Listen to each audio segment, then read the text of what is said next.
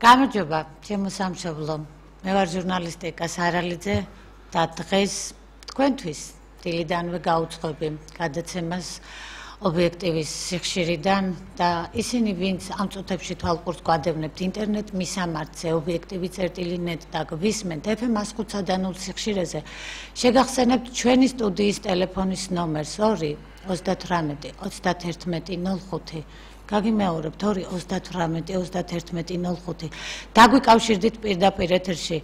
დღეს გადაცემაში სპეციალურად სტუმრად მოვიწვია ისეთი ადამიანები, რომლებიც გარკვეული დროის განმავლობაში იმყოფებოდნენ ემიგრაციაში, ისინი დაბრუნდნენ თავის სამშობლოში, დაუბრუნდნენ თავიანთ ქვეყანას და სწორედ დღეს საუბარი გვექნება იმ საარჩევნო სიებზე, იმ ცდომილებებზე და ასევე საუბარი გვექნება იმ ადამიანების ბედზე, სადაც დიპლომატიური ურთიერთობა გაწყვეტილია ფაქტობრივად და იქ ცხოვრობენ ქართველები, ცხოვრობენ ლეგალურად, ცხოვრობენ არალეგალურად და ეს სახელმწიფო გახლავთ რუსეთი სწორედ და დღეს გადაცემაში სტუმრად ყავს ბატონი ჯონი კვარაცხელია, საქართველოში დაბრუნებული საქართველოს ახალგაზრდა ინტელექტუალთა გაერთიანების ლაზარის თავმჯდომარე და ასევე ბატონი ალეკო ბიგვავა, საქართველოს ახალგაზრდა ინტელექტუალთა გაერთიანება ლაზარის თავმჯდომარის მოადგილე. მოგესალმებით ბატონო ჯონი, ბატონო ალეკო. დღევანდელი ჩემი გადაცემის მიზანიც და მიზეზიც თუ რატომ მოგიწვიეთ გადაცემაში გახლავთ ის, რომ ცოტა არ იყოს ძალიან ბუნდოვანებით არის მოცული, როგორ უნდა მიიღონ არჩევნებში მონაწილეობა საზღვარგარეთ მცხოვრებმა ჩვენი ქვეყნის მოქალაქეებმა, რომელთა დიდი ნაწილი გახლავთ არალეგალი, დღევანდელმა ეკონომიკურმა ყოფამ ისინი იძულებული გახადა, რომ ჩამდგარიყვნენ ეკონომიკურ მიგრანტთა რიგებში, დაეტოვებინათ თავიანთი ქვეყანა და ამ გზით გადაერჩინათ, მოდი ვიყოთ მართლები, იმიტომ რომ თქვენ არ მომცემთ ამის უფლებას, რომ მე ვთქვა, რომ ისინი ფუფუნებისთვის არიან იქ წასულები, არა, მათ გადაერჩინათ ოჯახის შიმშილით სიკვდილისაგან.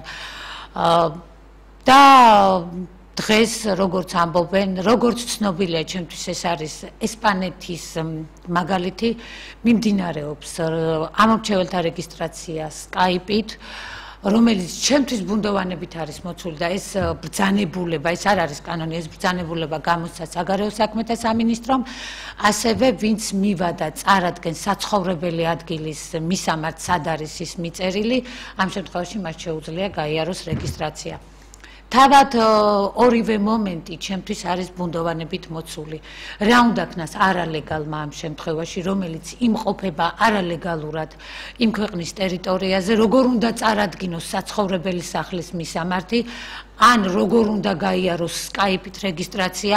ამ კითხვაზე მოდით ვთქვათ, ვერც თქვენ ვერ გამცემთ სრულყოფილად პასუხს და ვერც მე ვერ ვიმსჯელებთ სრულყოფილად, იმიტომ რომ თავად ფაქტია იმდენად ბუნდოვანებით მოცული, რომ მართალი გითხრათ, გაოცებული ვრჩები, როდესაც ამ საკითხს ვუფიქრდები. თუ კი მართლაც დემოკრატიის შუქურაა დღეს საქართველო, რაში ჭირდება დემოკრატიის ზენიტში მყოფ ქვეყანას ასეთი ბუნდოვანებით მოცული ბრძანებულების გამოცემა. ბატონო ჯონი, ვიდრე ამ კონკრეტულ თემაზე თქვენ როგორ წარმოგედგინათ ეს პროცესი, როგორ უნდა დარეგულირებულიყო წინა საარჩევნოთ, ვიდრე ამ თემაზე ვისაუბრებთ, მე მაინტერესებს ბატონო ჯონი თქვენგან ერთი რამ.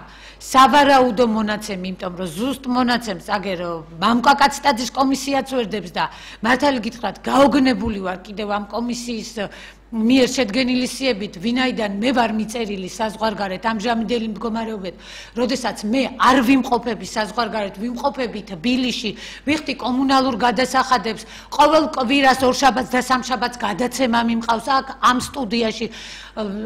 ვსაუბრობ დღევანდელობაზე, ვსაუბრობ პოლიტიკურ ვითარებაზე, ვისაუბრე 2008 წლის აგვისტოს ომზე, ვისაუბრე აფხაზეთის ომზე.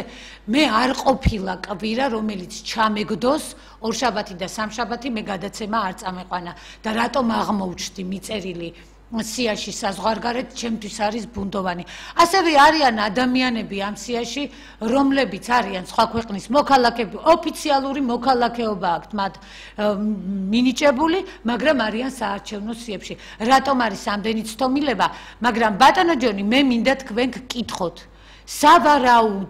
სავარაუდოდ აი მიახლოებით მოდი მაქსიმალურს ნოვიტყვით მინიმალური თუ გაქვთ ინფორმაცია რამდენია რუსეთის მოქალაქეობა მინიჭებული ქართველი და სავარაუდოდ თუ იცით რამდენია არალეგალი უბრალოდ აღარ ვსვავ იმ კითხვას რამდენი ქართველი იხდის რუსეთის პენტენციალურ სისტემაში სასჯელს ამ კითხვას არ ვსვავ ვინაიდან ამაზე უნდა იყოს თავად დაინტერესებული საგარეო საქმეთა სამინისტრო, უნდა იყოს ძალიან დიდი ბოდიში დიასპორიის სამინისტრო პირდაპირ დაინტერესებული, იმიტომ რომ მას სავალია საზღვარგარეთ მყოფით ვითეული ქართველის ბედი რა მდგომარეობაშია, როგორი მყოფება და უნდა ზრუნავდეს ამ ყველაფერზე, მაგრამ სამწუხაროდ ჩვენ ვხედავთ, რომ ამ ქვეყანაში არც ერთი უწყება და არც მეორე უწყება ამით არ არის დაინტერესებული.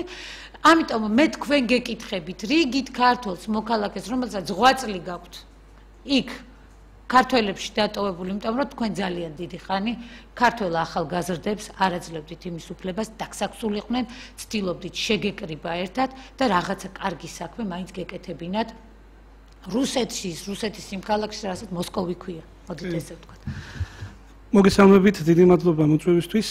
მართალია, ეს მონაცემების არქონა ძალიან პრობლემურია, არა მხოლოდ ჩვენთვის, არამედ მთლიან სახელმწიფოსთვის. მაგრამ სიმართლე გითხრათ, როგორც თქვენ ბრძანეთ, ძალიან ძნელია მართლა ის სტატისტიკური მონაცემების მიღება, იმიტომ რომ თვითონ სახელმწიფოს არ გააჩნია, როგორც რუსეთს, ასევე საქართველოს არ გააჩნია ამ ქართველების რაოდენობაზე სტატისტიკური მონაცემები, მაგრამ მე დაახლოებით შემიძლია ვთქვა იქიდან გამომდინარე 2008 წლის არჩევნების დროს, როცა ეს მოსკოვში ჩატარდა ორი საარჩევნო უბანი იყო 26 და 27-ე, სადაც ლაზარეს ორი ახალგაზრდაც იღებდა მონაწილეობას უпростоრეთ კომისიის წევრები იყვნენ და იქიდან მახსოვს ქართველთა შორის დარეგისტრირდა მაშინ რეგისტრაცია გაიარა საკონსულოში 3000-დან 4000-მდე. ეს ოფიციალურად გაიარეს სიაში იყო 3-დან 4000-მდე. მაგრამ ჩვენთან სამწუხაროდ 765-მდე ადამიანი მოვიდა არჩევნებზე.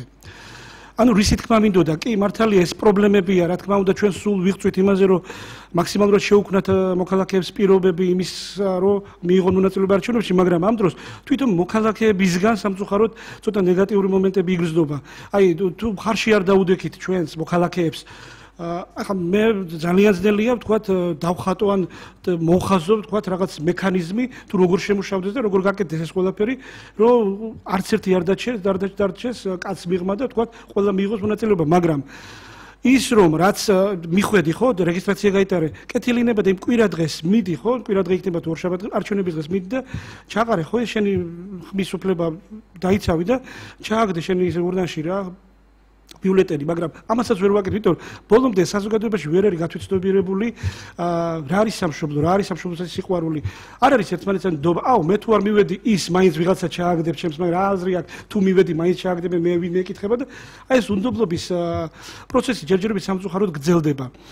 და ზუსტი მონაცემები როგორც ასეთი კიდევ ერთხელ ვიმეორებ რომ არ არსებობს მაგრამ ჩემი გათვლებით იქიდან გამომდინარე რომ მე მიწევდა დიასპორაში ის ვთქვათ ფუსფუსი და ტრიალი დაახლოებით როცა ესე იგი აფხაზეთის ომი იყო და აფხაზეთის ომის შემდეგ ძალიან ბევრი დევნილი რო გაჩნდა მილიონ ნახევრამდე აღწევდა რაოდენობა ქართველებისა თავის ლეგალურად და არალეგალურად მაგრამ ნენდელა იკლოს საბედნიეროდ ამ რიცხვმა და დღესდღეობით მე მგონი აი ბოლო პერიოდში ბოლო 2 წელია კიდევ ძალიან საგრძნობლად იკლო რუსეთში ქართველების რაოდენობა.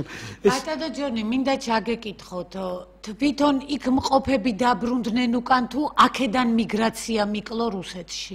აი ეს მინდა ზუსტად რომ განმიმარტოთ. აი ზუსტად იმას უსვამ ხას, აქედან მიგრაცია კი არ მომატებულა ვთქვათ რაოდენობა მიგრანტებისა რუსეთში, საქართველოს ქართველებისა არამედ პირიქით იქაურმა რაც იყო მილიონ ნახევარი იკლო ესე იგი ნიშნავს რომ იქიდან უკვე წამოვიდა მაგრამ ისევ და ისევ ჩემი გათვლებით ვამბობ ეს ვერაფერს ვერ დავეყნობი ვერანაირ სტატისტიკურ მონაცემებს ისევ და ისევ ჩემი გამოკითხვები ჩემი რა ვიცი გაკითხვა გამოკითხვებით ისევ ჩემს ქართველებთან ძალიან დიდი რაოდენობისა მაინც დაუბრუნდა სამშობლოს რა ვიცი თავისი მინუს პლუსებით ასე ვთქვათ ძალიან ბევრი დაუბრუნდა და ბოლო 2 წლის განმავლობაში საგრძნობლად იკლო კიდევ ბატონო ჯონი, კიდევ მინდა ჩაგეკითხოთ. მე რამდენადაც ვიცი, როდესაც სათვისტომოები შეიქმნა, პატარ-პატარა სათვისტომოები იყო ეს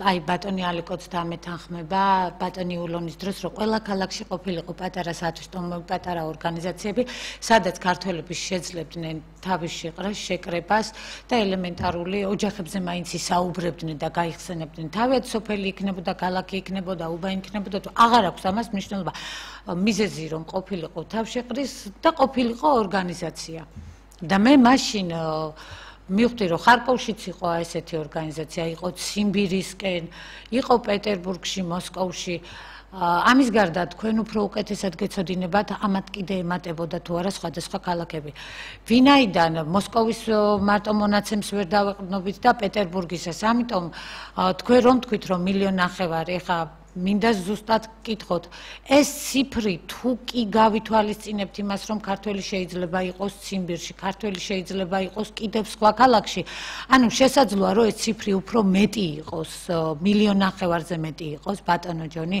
თუ ეს 1.5 მილიონი მთლიანად აი ამ ყველა ქალაქის მონაცემია სადაც კი ქართველია რუსეთში კი ახლა მთლიან რუსეთზეა ლაპარაკი ახლა კონკრეტულად შეიძლება არის ესეთი ქალაქები ვთქვათ იაკუტიის ერთ-ერთი ლენსკი სადაც ვიყავი 2007-ში და იქაც ვიხილე ერთი ქართველი. ნუ ასეთი მომენტები არის, რა თქმა უნდა, შეიძლება იქ პლუს მინუსებზე ლაპარაკი და ისე ვიმეორებ, რომ ოფიციალური სტატისტიკური მონაცემები არ არსებობს, მაგრამ მთლიანადაა რუსეთზე ლაპარაკი. ეს როცა აფხაზეთიდან გაჩნდა უკვე ძალიან დიდი რაოდენობის დევნილი. და სხვათა შორის შობადობაც ხომ იყო იქ. ანუ რაღაცა ნაწილი 20 წელია გასული აფხაზეთის კონფლიქტიდან.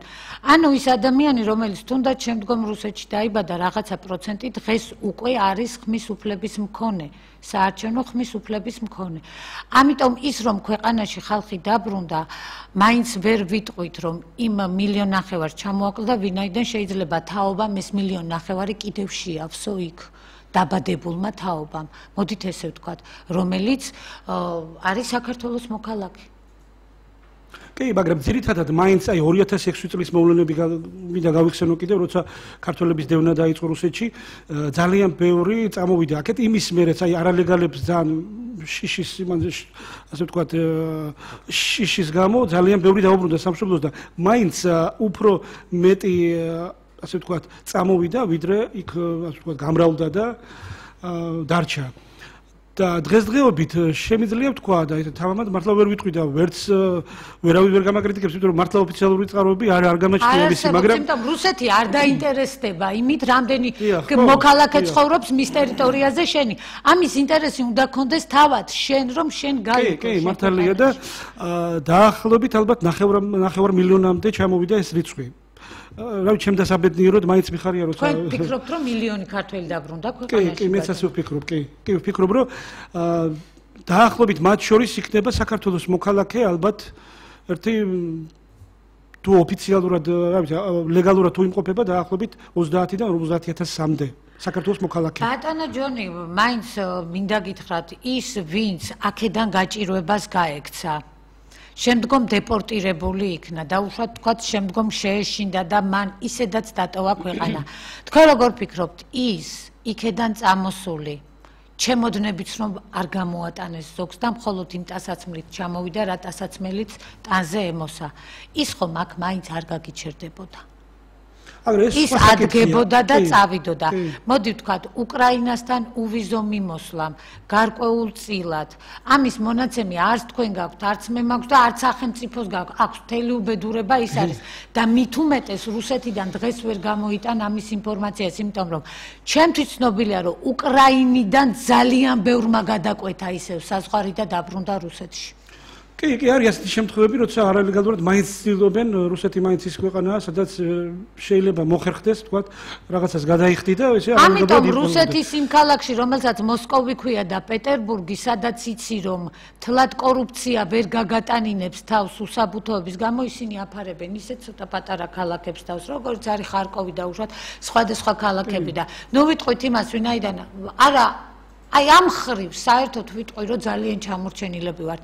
საქართველოში არ არსებობს სტრუქტურა, რომელიც ამაზე ზრუნავდეს, რომ ზუსტად აღწეროს და დაითვალოს ის, განა ის რომ ვისად გადაკვეთა საზღვარი. უბრალოდ დაითვალოს ის, რომ ქვეყნიდან წასული რამდენია და როდესაც ამას მოაგვარებ, მაშინ უნდა დაითვალო ის, რომელ ქვეყანაში რამდენი გყავს. ბატონო ალეკო, თქვენ ბატონი ულონის დროს მოდით ესე ვიტყვი, მცირე ხნით, იმიტომ რომ ბატონი ულონი მგონი 2 თუ 3 წელი იყო დიასპორის მინისტრი, თუ არ ვწდები, იმიტომ რომ ზუსტ თარიღს ვერ გეტყვით, თქვენ მუშაობდით მის უწყებაში. მე ვთვლი და მიმაჩნია, რომ დიასპორის სამინისტროს სათვისტომოებზე დაყრდნობით აქვს იმისი შანსი, რომ მცირედი აღწერა მაინც ჩაატაროს. არა იმიტომ, რომ ეს მხოლოდ წინა პოლიტიკური საარჩევნო ქულების დაწერის მიზნით ხდებოდეს. არა, ეს უნდა იყოს პირდაპირ სახელმწიფოებრივი მოვალეობა და ქართული მოვალეობა შენი თვისტომის წინაშე, რომ ზუსტად გაარკვიო, რამდენი არალეგალი იმყოფება იმ ქალაქში, სადაც შენ ხარ და სადაც სათვისტომოა შექმნილი. ბატონო ალეკო, აი თქვენც იზიარებთ თუ არა იმ აზრს, რასაც მე ვფიქრობ, დიასპორის სამინისტროს ასე თუ ისე შეუძლია და შესწევს იმისი უნარი, რომ ეს პრობლემა ცოტათი მაინც მოგვაროს. მე არ ვამბობ, რომ სრულიად მთლიანად მოხდება ამის აღწერა. ვინაიდან დობის მომენტია თავად ერთმანეთში ძალიან განულებული საზღვარგარეთ მყოფი 2 ქართველი ერთმანეთს არ ენდობა. მოდით ესე ვთქვათ. მოგესალმებით, მადლობთ მოწვევისათვის. ესე იგი, მე ვეთანხმები იმას, რომ დიასპორის სამინისტრო უნდა აკეთებდეს ამ საქმეს, რასაც თქვენ ამბობთ, ხო? სულ სხვა მომენტია, შეძლებს ამას თუ არა, მაგრამ ცდელობა მაინც უნდა იყოს და იულონის დროს ცდელობა ზუსტად იყო სტატისტიკური მონაცემების მოკრება, თუმცა ჩვენ წინ ვეცოდით, რომ ცდომილება შეიძლება ყოფილიყო ძალიან დიდი, მაგრამ რაღაც მონაცემებს უნდა დაყრდნობოდა ჩვენი შემდგომი განვითარების მომენტი, ჩვენი სამინისტროს განვითარების მომენტი დიასპორის მიმართ. და დღეს ეს სრულიად ჩამკვდარია. მე არ ვიცი რანაირი მონაცემებს ფლობს დღევანდელი დიასპორის სამინისტრო და რა პოლიტიკას აწვება ვერანაირად ვერ გეიგებ, იმიტომ რომ მაშინ როცა ჩვენი დიასპორის სამინისტრო იულონის დროინდელი იყო გახსნილი, ნებისმიერ მომსვლელს შეეძლო მოსვლა. პირადად მე ვარ ამისი მოტივი. დღეს ვერ შეაღწევი. დღეს 9 ლიტულში ზის კანცელარიაში გამოდი სანამ იქ შეაღწევ, უნდა რამდენიმე შემოწმება გაიარო და რამდენი დიასპორის წარმომადგენლისგან გამიგია, რომ სურვილი არ აქვს უბრალოდ იქ მისთვის. უბრალოდ სურვილი არ აქვს. ბატონო ალეკო, შეგაწყვეტინებ, ჩვენ გავგრძელებთ ამ თემაზე ისევ საუბარს. Skype-ით აყავს მსმენელი, გვიკავშირდება Skype-ით, გისმენთ, თქვენ პირდაპირ ეთერში ხართ, გამარჯობათ. ალო? გამარჯობათ. გამარჯობა გენაცვენ. გესმით ხო ჩვენ? დიახ, გვესმის. რა მინდა იცი გითხრათ. დაანებით ამ იმებს, საწყალბე ემიგრანტებს, რა იმათ თავიანთი პრობლემა აქვს და ერთი იმდენი ოჯახებს ახმარებიან იმას მის, რომ თქვენ აქედან თავი დააღწიეს. თქვენ იმაზე იფიქრეთ, აქედან გაიყვანოთ კიდე ის მშვიდობიანი მოსახლეობა, ვისაც გასვლა უნდა, საშუალება არ აქვს და ნიჭიერი ხალხია რა. და არჩევნები მხოლოდ ტარდება არჩევნების გულისთვის და არავის ისა რა ქვია, ქვეყნის გადარჩენისთვის. მარტო არჩევნების გულისთვის ტარდება, ვითომ დაანახონ მსოფლიოს რა დემოკრატიული არჩევნები ტარდება. ეს არის ყველაფერი ბლეფი. შეგიძლიათ ერთი წამით მომისმინოთ? კი ბატონო, მე გეთანხმებით იმაში, რომ არჩევნები ტარდება არჩევნების გულისთვის და ეს არის სპექტაკლი, ეს არის ფარსი, რომ მსოფლიოს დავანახოთ ჩვენ რა დემოკრატიული არჩევნების ჩატარება შეგვიძლია, თორემ გვისმენთ თქვენ როგორც გეტყობათ ამ წუთებში და რა თემაზე ვსჯელობთ ელემენტარული 2 სამინისტრო დავასახელეთ, რომელიც საერთოდ ვერ დებს ვერანაირ მონაცემს თუ რამდენი ადამიანია ქვეყნის გარეთ გასული, აგერ დიასპორის სამინისტროზე ვსაუბრობდით მე და ბატონი ალეკო, მაგრამ საქმე იცით რაშია ბატონო ჩემო, თქვენ თქვით რომ ვინც ჭკვიანიაო დაეხმაროსო ქვეყნიდან გასვლაში. მე კი ვფიქრობ, რომ სწორედ ეს ადამიანები უნდა დაბრუნდნენ ქვეყანაში, რომ არჩევნებისთვის აღარ ჩატარდეს და ერთხელ და სამუდამოდ ამ დაწყევლილი წრისგან 20 წელი რომ არის, რომ დავდივართ ერთ წრეზე, ტრიალებთ და ვერანაირი გასასვლელი და გამოსავალი რომ ვერ ნახეთ, სწორედ მე ვფიქრობ, რომ აი იმ ინტელექტუალმა ადამიანმა, იმ ჭკვიანმა ადამიანმა უნდა შეძლოს. მოდით ახლა ეს ორი ადამიანი არის რუსეთის დიასპორის ნაწილი იყო ყოველი შემთხვევისთვის. მე ახლა თუ გინდათ ინტერესისთვის დავსვავ პირდაპირ ეთერში კითხვას, რამდენი ქართველია დღეს სამედიცინო სფეროში წარმატებული რუსეთში და ჩვენ მოვისმენთ, რომ აქ კრიზისი კი არ უნდა გქონდეს, ჯერ ვინც აყავს, იმათ უნდა ვეფერებოდეთ, ბოლო მოჰიკანები სამედიცინო სფეროში და რამხელა კრიზისი დაიწყება კარგი ექიმის, პროფესიონალი ექიმის საქართველოში ამ რეალობას ცალკე გადაცემას მიუძღვნით თუ გინდათ და გაჩვენებთ, რაც გამოიწვევს ინტელექტუალური გადინება ცოტა ხანში ჩვენი ქვეყნიდან. ასე რომ უღრმესი მადლობა თქვენი მოსაზრებისათვის. მე მინდოდა რომ ჩემი აზრი მეთქვა, იმიტომ რომ არ მინდა ადამიანმა, ქართველმა, ჭკვიანმა ქართველმა ისი ფიქროს, რომ მე თუ დღეს საქართველოდან გავალ, გადავრჩები, შეიძლება გადარჩეს ფიზიკურად, მაგრამ ქვეყანა იღუპება, მისი სამშობლო იღუპება, მისი ქვეყნის მომავალი იღუპება და ხვალდაზე იგი სამშობლო აღარ ექნება და აქ იქნება რაღაც გაუვალი უდაბნო დარჩება თუ კი ყველა ინტელექტუალი დატოვებს საქართველოს. ბატონო ჯონი, ბატონო ალეკო, ჩვენ გავაგრძელებთ იმ თემას. აი, რამდენი კარგი ქართველი იცით დღეს რუსეთში? მე ექიმებზე მაქვს მარტო საუბარი, რომელიც წამყვანი კლინიკების ხელმძღვანელები არიან დღეს რუსეთში.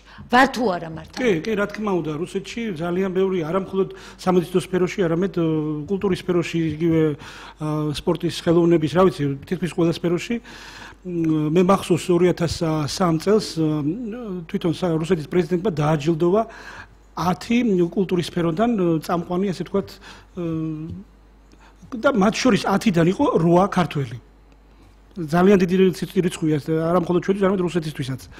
მე უბრალოდ არ დავითანხმები იმას, რომ დაანებეთ თავი იმათ, ვინც იქ არიან, მიუხედავად იმას, ვინც აქედან გადისო. მე არ მგონია, რომ რაღაც ერთ სფეროსთან უნდა ვქონდეს საქმე და ერთ სფეროზე ვიმუშაოთ. პარალელურად უნდა ვიმუშაოთ იმაზეც, რომ ის ხალხიც დაგვიბრუნდეს აქეთ, რა თქმა უნდა.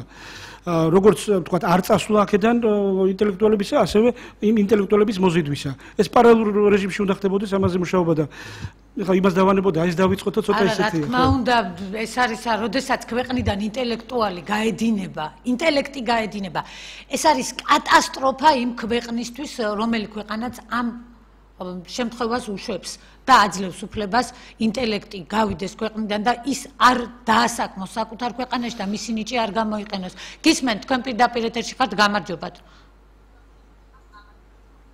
გისმენთ? ალო? გისმენთ? ისმის ჩემი ხმა? დიახ, ისმის.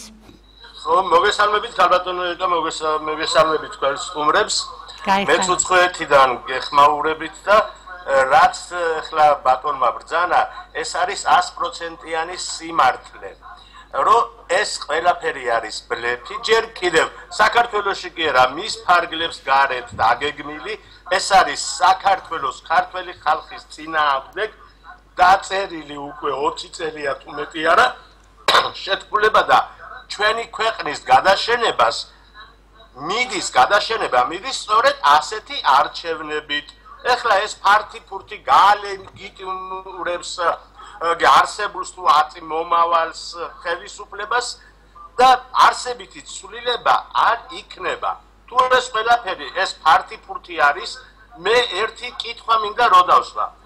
ის პოლიტიკოსები, ის ძველები, ახლები, როდესაც ხალხს მოუწოდებენ ამ არჩევნებში მონაწილეობის მისაღებად, ხვალ თუნდაც თქვენი ჟურნალისტებიც რომ იწვევენ პოლიტიკური პარტიების წარმომადგენელს და ეწევიან მათ აგიტაციას.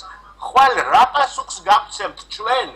მე 12 წელია სამშობლოდან გასული ვარ. და რა პასუხს გამცემს ეს ხალხი, როცა უკან რომ მოვიხედავ სამშობლო აღარ მექნება. მე კაი ცხოვრების მოწყობისთვის თქვენ შეგიძლიათ ერთი წამი მომისმინეთ მხოლოდ. ერთი წამით მომისმინეთ რა, ძალიან გთხოვთ. თქვენ ჩვენს ეთერში ნახეთ ვინმე ის ჟურნალისტი რომელიც ამბობს რომ ხმა გინდა თუ არა ამა და ამ კანდიდატს მიეცით?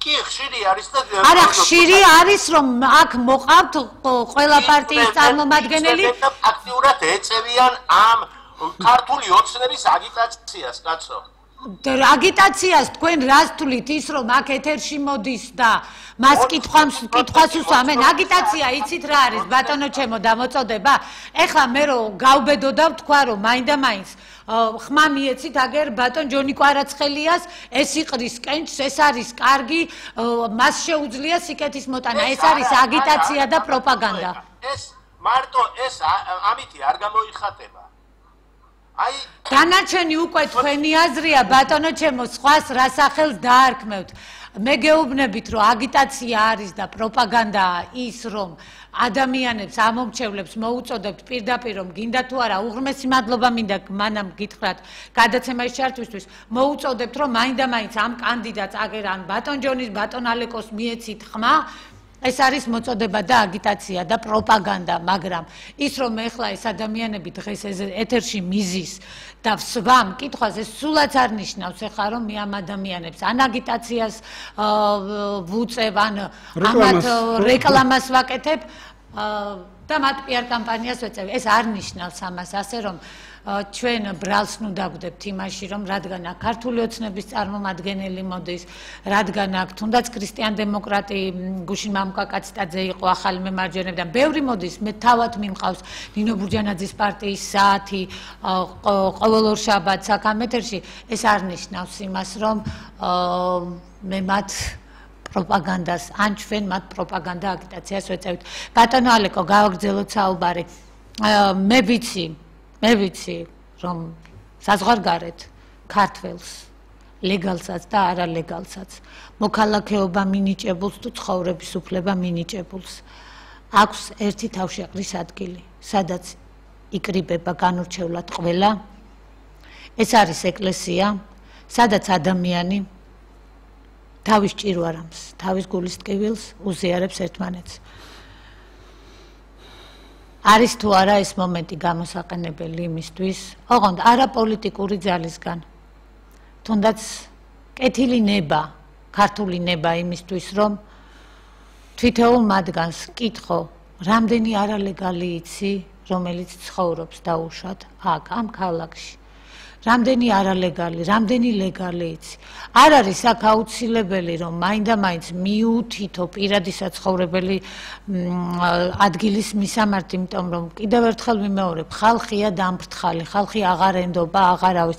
ის კი არა, მე მაგალითად მითხრეს, ეს არ ვიცი, რამდენად მართალია და რამდენად რეალურია იტალიაშიო, არალეგალებზე შანტაჟიც კი დაიწყეს წინასაარჩევნო. ეს არ არის კარგი საქციელი, არალეგალს ნამდვილად არ უნდა შეუქმნა იმისი საშიშროება, რომ შენ თუ არჩევნებზე არ მოხვალ და ამ რიცხვს არ შემოხაზავ, მე დაგაბეზღებ და შენ საქართველოში დაგადეპორტებენ. ბატონო ალეკო, არის თუ არა ეს მომენტი? ეკლესია. გამოსაყენებელი იმისთვის, რომ თუმცაღა თქვენ როგორც თქვით, სტომილება იქნება. სტომილება იქნება, მაგრამ გაკეთების სურვილიც რომ არის ამავდროულად. ცოტა ხანში ეს სტომილებაც აღმოიფხრება, გაჩნდება ნდობა, გაჩნდება დაახლოების მომენტი. თუ კი არაფერს არ გააკეთებ, მაშინ სტომილება არ გექნება.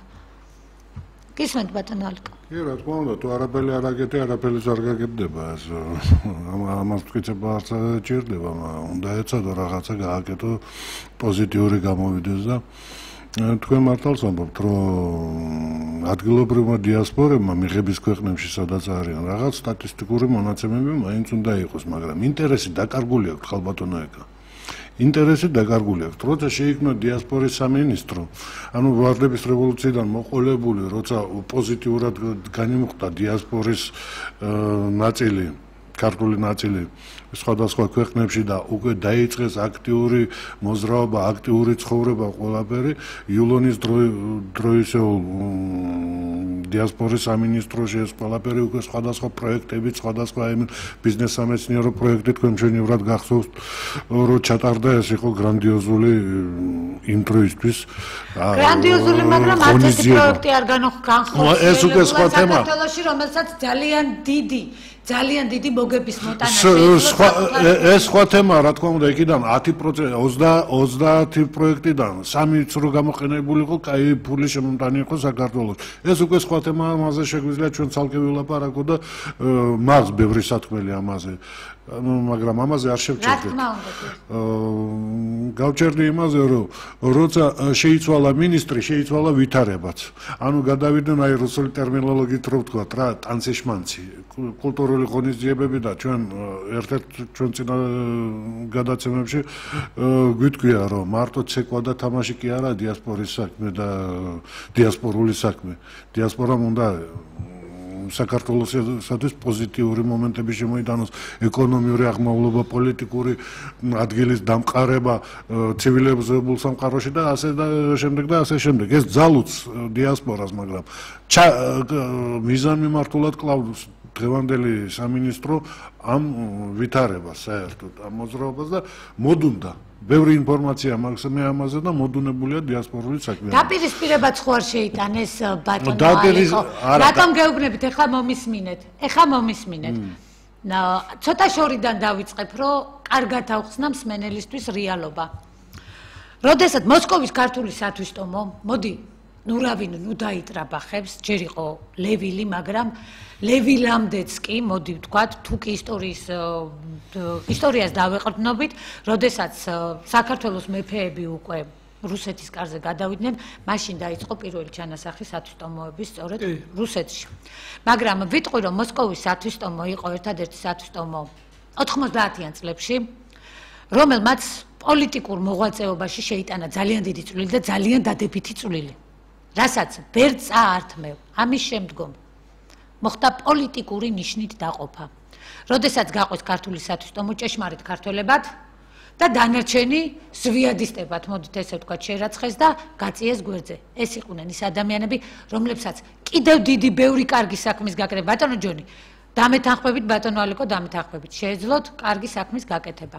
ამის შემდგომ როდესაც დიასპორის სამინისტრო არ იყო ჯერ შექმნილი, ეს იყო დელტოლვილთა და განსახლების და რაღაც აღარ ვახთ ხევიაშვილის ხელმძღვანელობის პერიოდში, მოხდა ძალიან დიდი შეკრება, ხიდიც გადეს სოფლიოზე და ერთ-ერთ პირველ შეკრებაზე, რომელიც ბატონმა იულონმა ჩაატარა, ეს გახდათ ვერე პალასში, მერაბ ჩუხვა მითხრა ესეთი რაღაცა, ცეკვა სიმღერის დრო დასრულდა, ხელიც კი გამიშალა და გაოცებულმა შევხედე, იმიტომ რომ მე ყველა შეკრებას ვესწრებოდი.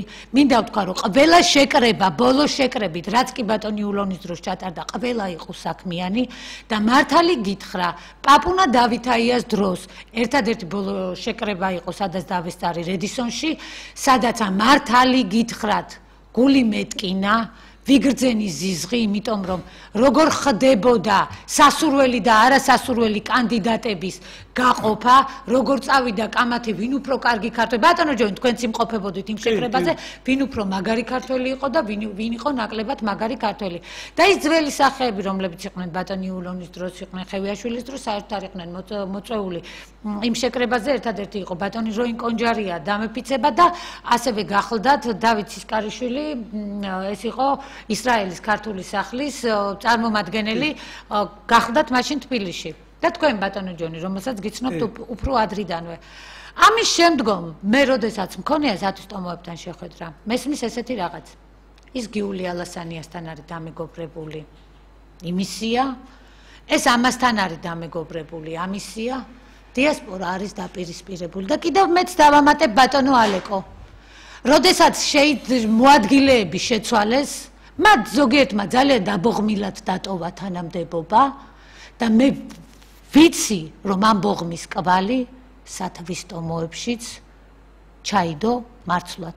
ასე რომ მოხდა ისე, რომ ნდობა თავად სამინისტროსა და საზღვარგარეთ არსებულ სათვისტომოების ხელმძღვანელობასაც შორის კი განულებულია, მაგრამ არც ერთ ქართველს, მით უმეტეს საქართველოს სამინისტროს არ აქვს იმისი უფლება, რომ ელემენტარული რისი გაკეთებაც მინიმალურად შეგიძლია ის არ აკეთო. მსმენელი ყავს ჩართვაზე გისმენთ თქვენ პირდაპირ ეთერში ხართ გამარჯობათ.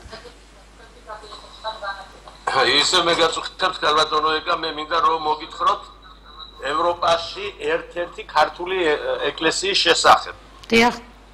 ეს ეკლესია არის ესე იგი რბილად რომ ვთქვათ საქართველოს დღევანდელი ხელისუფლების ფილიალი ამ ქვეყანაში. ამასთანავე სწორედ პაპუნა იყო როგორ დავითაი ამგონი ჩამოსული და შეხვედრა ჰქონდათ ქართულ მრევლთან და სად დაიცად უკაცრავად სად ქვეყანა დაასახელეთ ვენაში ავსტრიაში ესე ხო და რა არის იცით მე ფიციმწამს ბოლო მაკვირვებს თუ ეკლესია პოლიტიკურ ცხოვრებაში არ ერევა აპუნა დავითაიას გასაუბრება მრევლთან მოხდა ეკლესიის შენობაში და რომელი დავიჯერო ახლა რომლის მტკიცება ან ერთი მხარის ხელისუფლების და ან დღევანდელი საქართველოს ეკლესიის მტკიცება ეს რატომ გეუბნებით იცით ევროპაში მყოფი ქართველების უმრავლესობა ესე იგი თავს ასაღებს რომ თქვათ სიმართლე რა პოლიტიკურ დევნილად ჟენევის კონვენციის და ევროპული ქვეყნების კანონების მიხედვით დევნილს პოლიტიკურად დევნილ ადამიანს არ აქვს უფლება ეს როგორი არის ურთიერთობა გქონდეს იმ ქვეყნის წარმომადგენლობასთან რომელსაც ის გამოექცა და დატოვა ქვეყანა ხოდა ეს აქ რა არის ცით ალბათ ვერ იგებს ეს ჩვენი ხალხი ქართველები ოპოზიციის წარმომადგენელი ჩამოვა დაუძახებს იქით გარბიან ჩამოვა დაუძახებს იქით გარბიან აგვისტოს ომის დროს ამ ქალაქში მიმდიოდა საპროტესტო აქციები ეს იყო ისეთი გულის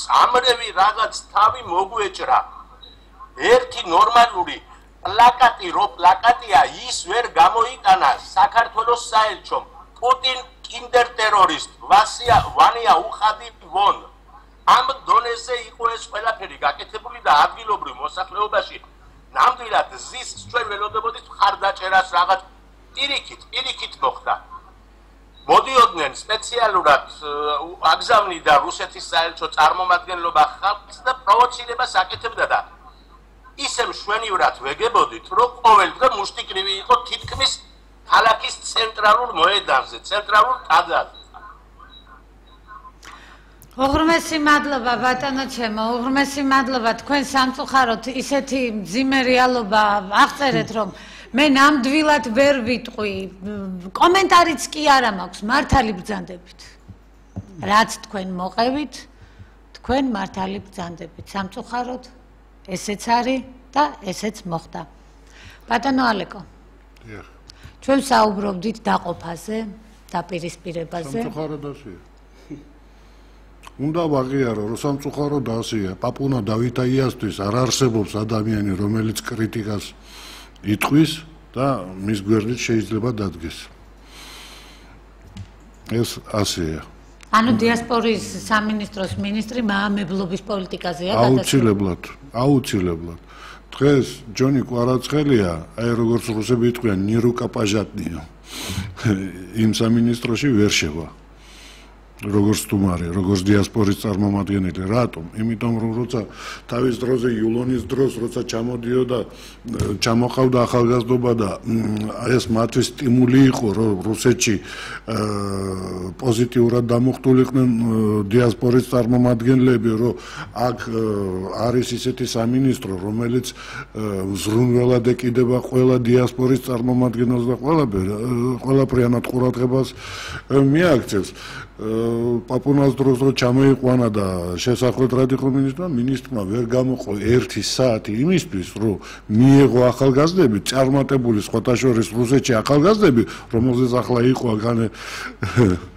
ლაპარაკი ერთ-ერთი მსმენელისაგან რომ ინტელექტუალები გარბიანო აი ასეთი პაპუნასნაირი ხალხის გამო გარბიან და მიდიან ეს ხალხი მაგრამ იმასაც ვერ დავეთანხმები რომ უნდა გარბოდნენ სხვათა შორის ამასაც გეტყვით მეორე როცა დარეკა რომ სამშობლოს კარგავთო და თვითონ უცხოეთში ზის ახლა სხვანაირად არ გამიგოს მე შეურაცხყოფის მიზნით არ ვამბობ რა ეს მინდა დავამატო რომ მეც ვიყავი უცხოეთში რუსეთი ჩვენთვის უცხოეთია დღესდღეობით ხო მეც ვიყავი უცხოეთში მაგრამ ჩამოვედი ასე თუ ჩვენ შორიდან ვიძახეთ რომ სამშობლოს კარგავთ და სხვადასხვა ქვეყნებში ვიჯდებით მაშინ ჯობია ჩამოვიდეთ და აქ მივხედოთ აქ საქმეს იმას კი არ ვუყუროთ ჩვენ თავრობა რას მოგცემს როგორ გაგვიყალბებს არჩევნებს თუ არ გაგვიყალბებს როგორ პოზიტიურად წაიყვანს როგორ ნეგატიურად მაგას კი არ ვუყუროთ ჩამოვიდეთ და ჩვენ ვაკეთოთ ეს საქმე დაუშვათ ჩვენ საზოგადოება ვართ და ამ საზოგადოებამ უნდა იქ გააკეთონ ბატონო ალეკო იქაც გააკეთონ ამაზე მიდიოდა ყველაზე კარგი არის ხალბატონო ეგა ამაზეც მიდიოდა მუშაობა ჩვენს დიასპორის სამინისტროში რომ იქაც კეთდებოდეს აქაც კეთდებოდეს დიასპორამ პოზიტიური მომენტები უნდა გამოიტანოს და პოზიტიური კი არა უდიდესი როლი აკისრია მას ნუ მე ვამბობ ლაითად თქვა პოზიტიური იმიტომ რომ უდიდესი შეუძლია და პოტენციალიც არის უბრალოდ არ გვაქვს ამის სურვილი არ გვაქვს სურვილი და მაკოორდინირებელი ძალა, რასაც დღეს დიასპორის სამინისტრო ქვია, ამისთვის არაფერს არ აკეთებს საერთოდ. მე უბრალოდ მინდა ერთი რაღაცა. ბატონო ჯონი, ვიდრე რამე სიტყვით ბოლო კითხვა 5 წუთი გვაქვს დარჩენილი და მინდა გითხრათ, რომ თქვენ მარტო არ ახართ, მე პერსონა ნონ გრატათა ვარ გამოცხადებული დიასპორის სამინისტროში, პრესმდივანი ქალბატონი შორენა ისე ვერ მიტანს ჩემი ხმის გაგონებაზე უკვე ვიცი რომ ტელეფონი ეგრევე გამორთულია ასე რომ მართალია გეთანხმებით ბატონო ალეკო პაპუნა დავითაია ვერ იტანს კრიტიკას და პაპუნა დავითაია ვერ იტანს მხილებას რასაც მე მაგალითად ქების მაგივრად მხელას უნდებოდი და ვერავინ ვერ დამწამებ ცილს ბატონო ალეკო თქვენ ძალიან კარგად მიცნობთ ბატონი ულონ გაგოშიძესთან თუ რამეზე მოვდიოდი ეს იყო პრობლემა რომელსაც პირდაპირ თხოვდი ბატონი ულონს ამაზე პასუხისმგებლობას თხოვდი პასუხს ესე რატო არ კეთდება ესე რატო არ კეთდება მაგრამ კიდე ვიტყვი მიუხედავად იმისა ჩემი და ბატონი ულონის დამოკიდებულება ეს ცალკე თემაა მაგრამ მე ვიტყვი არასოდეს მე დაკეტილი კარი არასოდეს მე საშვი არ დამჭირვნია და არ დამხვედრია დიასპორის სამინისტროში, როდესაც ის თამარაშვილის ქუჩაზე გახლდათ, როდესაც კანცელარიაში მაღალ სართულს შეაფარეს თავი და შეეხიზნენ, მართლა 9 კლიტული გახდა და ის კი არა საშვზეც რომ დარეკო პასუხის ღირსადაც არ გაგხდიან რომ იქამდე ახვიდე. ბატონო ჯონი, რუსეთი არის ჩვენი მტერი. აცხადებს ეს ხელისუფლება, მაგრამ ვიტყვი რომ რუსი ხალხი კი არა, რუსული პოლიტიკაა ჩვენი მტერი. მაგრამ ვინაიდან გვაქვს ქვეყანაში ოკუპირებული ტერიტორიები, ჰაერივით საჭიროა სწორედ ამ მტერთან საუბარი დღეს. ვინაიდან ვერც ერთი ქვეყანა მათთან დიალოგის გარეშე ვერ მოგიგვარებს ამ პრობლემას. არ აიღებს უბრალოდ საკუთარ თავზე იმ ხელა მონსტრთან ჭიდილს, როგორიც არის დღეს რუსეთი.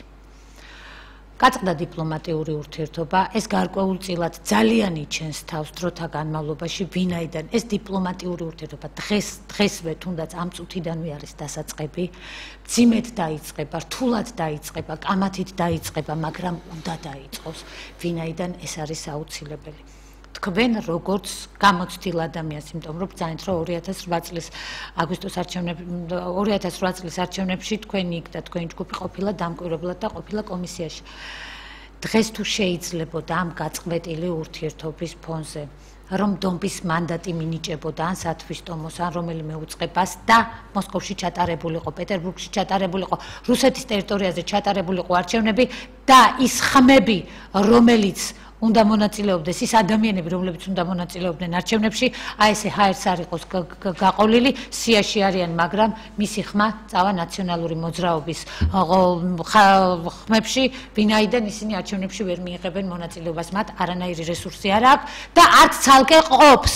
კაციწადის კომისია არც ცალკე ყოფს იმის გამო, რომ ისინი იმის გამო რუსეთის ტერიტორიაზე იმყოფებიან, მათ ისინი ვერ მიიღებენ არჩევნებში მონაწილეობას. დაგვრჩა ძალიან ცოტა დრო და მოკლედ, ბატონო ჯონი. მე არ ამგონია რომ ეს ეხლა ჩემი სუბიექტური აზრია რა თქმა უნდა. არ ამგონია რომ ეს იყოს დღევანდელი ხელისუფლების ინტერესებში რომ არ მიიღოს მონაწილეობა რუსეთში მყოფმა ქართველებმა. არჩევნებში მონაწილეობა ვერ მიიღოს. იმიტომ რომ მე მახსოვს 2004 წლის არჩევნები, იგივე 2008 წლის არჩევნები, სადაც რუსეთის ქართველობა მაინც ასე თუ ისეა, ძალიან დიდი ოდენობით ასე ვთქვათ, წინ დაწასრებით დღევანდელ ხელისუფლებას დღევანდელ კურსს უჭერდა მხარს და მე მგონია რომ დღესაც დაუჭერდა მხარს. ახლა კარგია თუ ცუდია სხვა თემა და ამას არც განვიხილებ და არ დავიწყებ ამაზე კამაც. მაგრამ შეიძლება პრაქტიკულად შესაძლებელი იყო ყველაფერი, არა იურიდიულად შესაძლებელი იყო, პრაქტიკულად ვერ მოხერხდებოდა, იმიტომ რომ ჩემი გაგებით ისე ვამბობ, იმიტომ რომ ჯერჯერობით სამწუხაროდ რუსეთში არსებული სათვისტომოები სამწუხაროდ ვერ არიან ახლა იმ დონეზე, რომ მართლა თავის თავზე აიღონ და ჩაატარონ იქ მანდატი აიღონ ასე ვთქვათ სახელმწიფოსგან და ჩაატარონ იქ არჩევნები. და მეორეა, რა თქმა უნდა, ეს აპრეშტიძეც ალაპარაკი, მე მესმის ისიც რომ თუ ომს ელოდებიო, მაშინ ელაპარაკე შენ მტერს და არა მეგობრებსო. ეს ასეთი გამოთქმაც არსებობს. მაგრამ სამწუხაროდ გვაქვს ისეთ რეალურ და ისეთ არაადეკვატურ მტერთან საქმე და ამიტომ მე მგონია რომ მაინც ადეკვატური არც ჩვენი ხელისუფლება ბატონო ჯონი ეს მართლა ამ თემას არ ეხება, მაგრამ მოდი ვიყოთ მართლები ადეკვატურ, თქვენ კარგად თქვით, თუ ომს ელოდები უნდა ელაპარაკო მტერს. მტერი თუ არაადეკვატური ყავს და შენ დიპლომატიურ ურთიერთობასაც წყვეთ, არა ანალიზებ იმას, რომ სამშვიდობოებს მანდატი გაუუქმო და შემდეგ იფიქრო პარალელურად ამ ომზე, ან დიპლომატიურად არ ცდილობ, რომ გააჩერო ეს ყველაფერი, მაშინ შენც არაადეკვატური ხარ და ანალოგი ხარ იმ ყველაფრის. ანუ დღეს მოსკოვში თუ რუსეთში საერთოდ უჭირთ ქართულ სათვისტომოებს ამის თემას. კი, რა თქმა უნდა, უჭირთ, იმიტომ რომ ხანას ვერ არიან იმ დონეზე რა თუ როგორ. არა, იურიდიულად და თქვათ ეს ფაქტობრივად არ იზღუდებიან, მაგრამ ფაქტიურად რაღაცნაირად ჩაიკარგა დაიკარგა ის მუხტი რაც იყო ანუ ყურადღება დიპლომატიურმა წყვეტამ ურთიერთობის მათთან ყურადღებას გაწყვეტა და ამას მოყვება ცოტა რთული პროცესი, ანუ ეს წლები, როდესაც აღარა გაქვს ურთიერთობა, როდესაც აღარ ურთიერთობ რუსულ პოლიტიკურ ელიტასთან და რაღაც ამას მოყვება თავისი უარყოფითი შედეგები? მოყვება, მაგრამ აუცილებლად შეიძლება კარგითაც. კარგით. უღრმესი მადლობა დღევანდელ გადაცემაში სტუმრობისათვის. დღევანდელი გადაცემის სტუმრები გახლდათ ჩემი ბატონი ჯონი კვარაცხელია, საქართველოს ახალგაზრდა ინტელექტუალთა გაერთიანება ლაზარის თავმჯდომარე და ბატონი ალეკო ბიგვავა, საქართველოს ახალგაზრდა ინტელექტუალთა გაერთიანება ლაზარის თავმჯდომარის მოადგილე. კარგად ბრძანდებოდეთ ჩემო ინტერნეტ მაყურებელ და რადიო მსმენელო, მომავალ შეხვედრამდე.